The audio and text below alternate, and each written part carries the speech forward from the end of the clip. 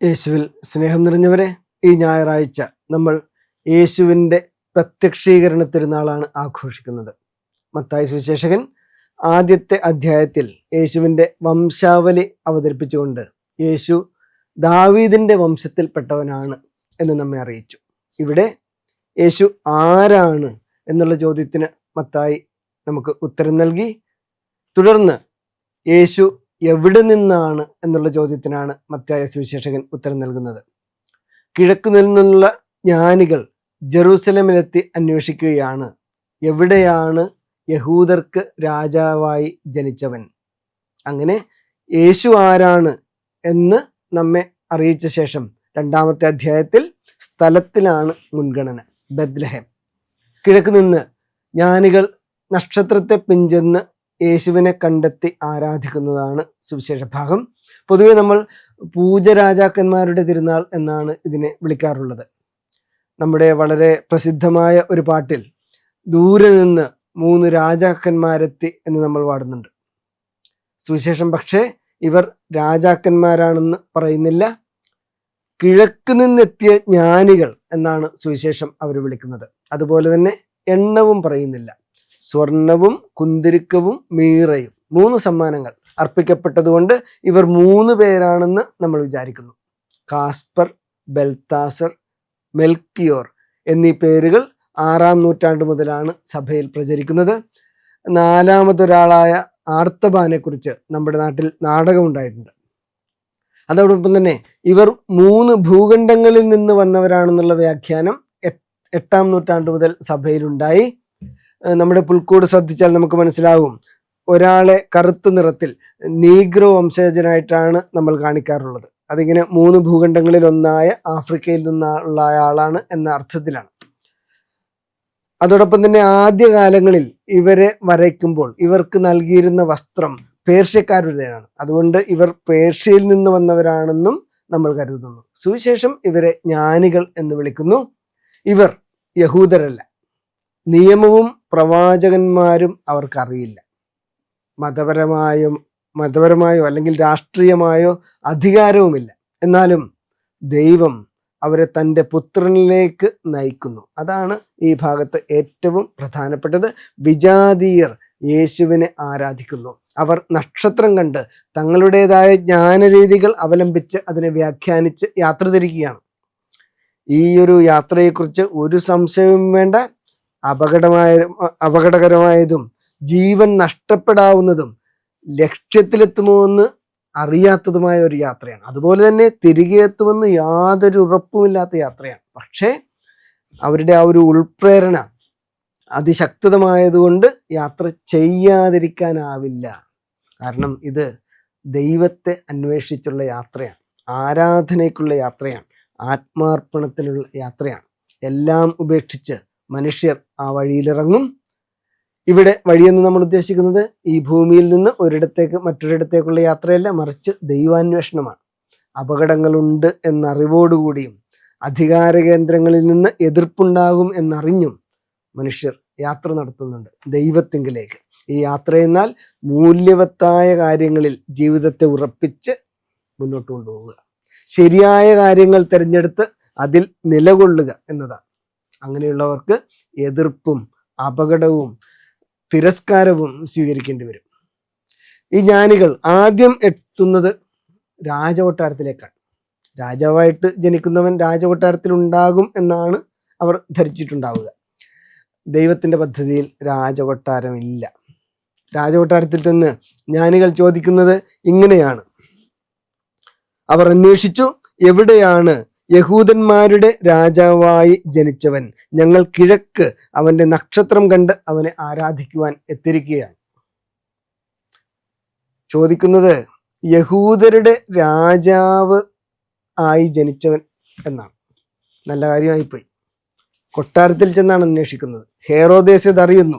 താൻ രാജാവായിരിക്കെ യഹൂദർക്ക് മറ്റൊരു രാജാവ് ജനിച്ചിരിക്കുന്നു. ഒരേ സമയം ഒരേ സ്ഥലത്ത് 2 രാജാക്കന്മാർ. ഒരു രാജാവ് ഭരിക്കുമ്പോൾ മറ്റൊരു രാജാവ് ജനിച്ചിരിക്കുന്നു. യഹൂദരുടെ രാജാവ് എന്ന വാക്ക് വിധി പോലെ ഹെറോദസിന് അനുഭവപ്പെട്ടിട്ടുണ്ടാവും. മത്തായി സുവിശേഷകൻ ഒരു സംഘട്ടനം പിരിമുറുക്കി വെച്ചിരിക്കുകയാണ്. നമ്മൾ വായിക്കുന്നത് ഇങ്ങനെയാണ്: ഇത് കേട്ട് ഹെറോദേസ് രാജാവ് അസ്വസ്ഥനായി, അവനോടൊപ്പം ജെറൂസലേം മുഴുവനും. ഇവിടെ ജെറൂസലേം എന്ന് എഴുതിയിരിക്കുന്നതിന് ഇസ്രായേലിന്റെ മതനേതൃത്വം എന്നാണ് അർത്ഥം. ഗ്രീക്കിൽ യെറൂസലേം എന്നെഴുതിയാൽ ജെറൂസലേം പട്ടണം എന്നാണ് അർത്ഥം. എന്നാൽ ഇവിടെ സുവിശേഷകൻ എഴുതിയിരിക്കുന്നത് യെറൂസലുമ എന്നാണ്. അതിൻ്റെ അർത്ഥം ഇസ്രായേലിന്റെ ജെറൂസലേം ദേവാലയം കേന്ദ്രീകരിച്ചിട്ടുള്ള മതനേതൃത്വം എന്നാണ്. നമ്മൾ റോം എന്ന് പറയുമ്പോൾ റോമ പട്ടണത്തെ സൂചിപ്പിക്കുന്നു. അതേസമയം റോം ഹാസ് സ്പോക്കൺ എന്ന് പറയുമ്പോൾ കത്തോലിക്ക സഭയുടെ നേതൃത്വം എന്നാണ് നമ്മൾ അർത്ഥമാക്കുന്നത്. അതുപോലെ ഇവിടെ ഇസ്രായേലിന്റെ മതനേതൃത്വം. അങ്ങനെ ഹെറോദേസ് രാജാവിനും ഇസ്രായേലിന്റെ മതനേതൃത്വത്തിനും അസ്വസ്ഥത ഉണ്ടാവുന്നു. ഒരേ സമയം ഒരേ സ്ഥലത്ത് രണ്ട് രാജാക്കന്മാർ വരുമ്പോൾ ഒരു രാജാവിനുണ്ടാകുന്ന അധികാര മാത്സര്യം, അസൂയ, തീർത്ത് കളയാനുള്ള വിദ്വേഷം. പക്ഷേ ഇതൊന്നുമല്ല സുവിശേഷകന്റെ വിഷയം. സുവിശേഷകൻ ഇവിടെ അവതരിപ്പിക്കുന്നത് ദൈവരാജ്യം മനുഷ്യരിലേക്ക് ഇറങ്ങി വരുമ്പോൾ ഉണ്ടാകുന്ന സംഘർഷമാണ്. ദൈവരാജ്യം എതിർപ്പ് അനുഭവിക്കേണ്ടി വരും, തിരസ്കാരം അനുഭവിക്കേണ്ടി വരും എന്നതിൻ്റെ സൂചനയാണ് സുവിശേഷകൻ തുടക്കത്തിൽ തന്നെ നൽകുന്നത്. യേശുവിലൂടെ സാർത്ഥകമാകാൻ പോകുന്ന ദൈവരാജ്യം അനുഭവിക്കുന്ന തിരസ്കാരത്തിൻ്റെ തുടക്കമാണിത്. നമ്മുടെ വ്യക്തി ജീവിതത്തിൽ പോലും ഇങ്ങനെയാണ് ദൈവരാജ്യം പ്രവർത്തിക്കുന്നത്. നമ്മിലേക്ക് ദൈവരാജ്യം ഇറങ്ങി വരുമ്പോൾ, ദൈവത്തിൻ്റെ ഹിതം നമ്മിൽ പ്രാവർത്തികമാക്കാൻ നമ്മൾ പരിശ്രമിക്കുമ്പോൾ അത് തിരസ്കാരത്തിനും എതിർപ്പിനും വിധേയപ്പെടും. അത് നമ്മുടെ തന്നെ ജീവിതത്തിൻ്റെ പഴയ കാലങ്ങൾ കൊണ്ടായിരിക്കാം, അതിൻ്റെ ഒരു ശീലം കൊണ്ടായിരിക്കാം, അല്ലെങ്കിൽ ദൈവരാജ്യത്തിന് വിധേയപ്പെടാനുള്ള നമ്മുടെ ബുദ്ധിമുട്ട് കൊണ്ടായിരിക്കാം. അത് ഓരോ വ്യക്തിയും അനുഭവിക്കുന്ന ഒരു കാര്യമാണ്. ഇപ്പോൾ പുതുവർഷത്തിൽ പുതിയ തീരുമാനമെടുത്തു, ഇനി അത് ഈ ഒരു ഉരസലിന് വിധേയപ്പെടും. അതുപോലെ സ്വർഗരാജ്യം ഇറങ്ങി വരുമ്പോൾ അത് ഒരു ഉരസലിന്, സംഘർഷത്തിന്, വ്യക്തികളുടെ എതിർപ്പിന് അത് വിധേയപ്പെടുന്നു. അതുപോലെ തന്നെ ലൂക്കായുടെ സുവിശേഷത്തിൽ അടഞ്ഞു പോകുന്ന സത്രത്തിന്റെ വാതിലുകൾ നമുക്ക് കാണാൻ കഴിയും. യോഹന്നാന്റെ സുവിശേഷത്തിൽ ഇങ്ങനെ നമ്മൾ വായിക്കുന്നു: അവൻ തൻ്റെ ജനത്തിന്റെ പക്കലേക്ക് വന്നു, പക്ഷെ അവർ അവനെ സ്വീകരിച്ചില്ല. ഇവിടെ മത്തായിയുടെ സുവിശേഷം യേശുവിനെ തഴയുന്ന ഇസ്രായേൽ ജനത്തെയാണ് അവതരിപ്പിക്കുന്നത്. പിന്നീട് മത്തായി സുവിശേഷകൻ തൻ്റെ മുന്തിരിത്തോപ്പിലെ ഉപമയിലൂടെയും രണ്ട് പുത്രന്മാരുടെ ഉപമയിലൂടെയും ഈ ദൈവം അനുഭവിക്കുന്ന എതിർപ്പും തിരസ്കാരവും കൂടുതലായി അവതരിപ്പിക്കും. പ്രിയമുള്ളവരെ, തിരസ്കാരം എന്ന് പറയുന്നത് യേശുവിൻ്റെ ജീവിതത്തിലും യേശുവിനെ പിഞ്ചെല്ലുന്ന നമ്മുടെ ജീവിതത്തിലും ഒരു അനുഭവമായി എന്നും നിലനിൽക്കും. ദൈവരാജ്യം ഉൾക്കൊള്ളേണ്ടി വരുന്ന ശാശ്വതമായ സ്വഭാവത്തിൽ ഒന്നാണ് തിരസ്കാരം അനുഭവിക്കുക എന്നുള്ളത്. ആരൊക്കെ യേശുവിന് വേണ്ടി നിലപാടെടുക്കുന്നു, സത്യത്തിലും നീതിയിലും ജീവിക്കാൻ തീരുമാനിക്കുന്നു, നന്മയെ പ്രതി ജീവിക്കാൻ തീരുമാനിക്കുന്നത്, അവർ തിരസ്കരിക്കപ്പെടുകയും അവർക്കെതിരായ നീക്കങ്ങൾ അവർ ഉൾക്കൊള്ളുകയും ചെയ്യേണ്ടി വരും. ഇവിടെ ഹെറോദേസ് ജ്ഞാനികളെ രഹസ്യമായി വിളിച്ചിട്ട് എപ്പോഴാണ് നക്ഷത്രം പ്രത്യക്ഷമെന്ന് സൂക്ഷ്മതയോടെ, ആകാംക്ഷയോടെ അന്വേഷിക്കുന്നതായിട്ട് എഴുതിയിട്ടുണ്ട്. രഹസ്യമായി വിളിക്കുന്നു, സൂക്ഷ്മമായി അന്വേഷിക്കുന്നു. എന്നിട്ട് അവരോട് പറയുന്നത്, പോയി ശിശുവിനെ പറ്റി സൂക്ഷ്മമായി അന്വേഷിക്കുക, അവനെ കണ്ട് കഴിയുമ്പോൾ ഞാനും ചെന്ന് ആരാധിക്കേണ്ടതിന് എന്നെയും അറിയിക്കുക. വളരെ വ്യക്തിപരമായ താല്പര്യം ഹെറോദേസ് രാജാവ് എടുക്കുകയാണ്, പേഴ്സണൽ ഇൻട്രസ്റ്റ്. ജ്ഞാനികളെ പറഞ്ഞയച്ചുകൊണ്ട് ഇങ്ങനെയൊക്കെ അവരോട് സൂക്ഷ്മമായിട്ട് പറയാൻ കാരണം എന്താണ്? സുവിശേഷകൻ ഇവിടെ കാപട്യം എന്ന് പറയുന്ന കാര്യത്തിൻ്റെ തുടക്കം സുവിശേഷത്തിൽ തന്നെ ഇവിടെ ഈ ഭാഗത്ത് അവതരിപ്പിക്കുകയാണ്. ഹെറോദേസ് രാജാവിൻ്റെ വാക്കുകളിൽ അയാളുടെ ഉള്ളിൽ മറ്റൊരു ഉദ്ദേശമുണ്ട്, പക്ഷെ പുറമേ പറയുന്ന വാക്കുകൾ മറ്റൊന്നാണ്. ഹെറോദേസ് നിയമജ്ഞരെ വിളിച്ച് ചോദിക്കും, എവിടെയാണ് ക്രിസ്തു ജനിക്കുന്നത്? യൂദയായിലെ ബെത്ലഹേമിൽ എന്ന് മറുപടിയും അവർ പറയും. ഈ നിയമജ്ഞർക്ക് വചനം അറിയാം, പ്രവചനം അറിയാം, സ്ഥലം അറിയാം, എന്നാൽ അവർ ഒരു ചുവട് പോലും വയ്ക്കുന്നില്ല. ആരാധനയിലേക്കോ സമർപ്പണത്തിലേക്കോ അവരെത്തുന്നില്ല. ഇത് മത്തായി സുവിശേഷകന്റെ വിമർശനമാണ്. വചനമറിയാം എന്ന് വിചാരിക്കുന്നതിലൊന്നിലും കഴമ്പില്ല.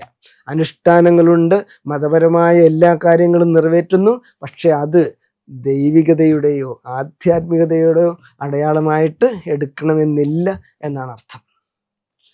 ഈ ജ്ഞാനികളെ നക്ഷത്രം നയിക്കുകയും യേശുവിൻ്റെ പക്കൽ എത്തിക്കുകയും ചെയ്യുന്നു.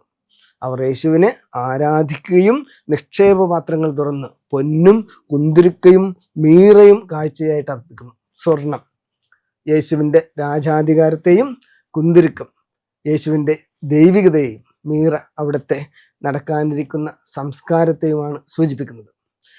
പ്രിയമുള്ളവർ, അവസാനം നമ്മൾ വായിക്കുന്നത് ജ്ഞാനികൾ മറ്റൊരു വഴിയെ സ്വദേശത്തേക്ക് മടങ്ങിയെന്നാണ്. മറ്റൊരു വഴിയിലൂടെ അധികാരത്തിൻ്റെയും ശക്തിയുടെയും കേന്ദ്രത്തിലേക്ക് അവർ മടങ്ങിയില്ല. അധികാരിയായ രാജാവിനെ, തങ്ങളുടെ ജീവനെടുക്കാൻ പോലും കഴിയുന്ന അയാളെ ജ്ഞാനികൾ അനുസരിക്കുന്നില്ല. നീതിക്കും നന്മയ്ക്കും വേണ്ടി നിലപാടെടുക്കുന്നവർക്ക് ഉൾക്കരുത്ത് നൽകുന്ന വചനഭാഗമാണിത്.